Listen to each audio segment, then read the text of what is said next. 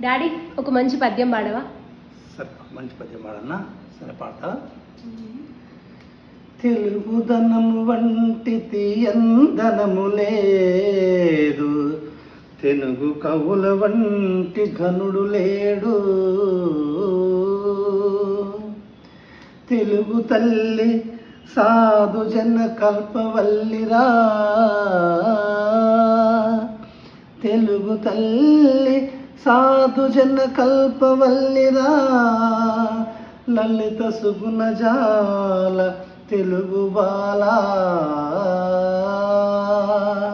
బాగుంది పద్యం? బాగుంది. అర్థం తెలుసా?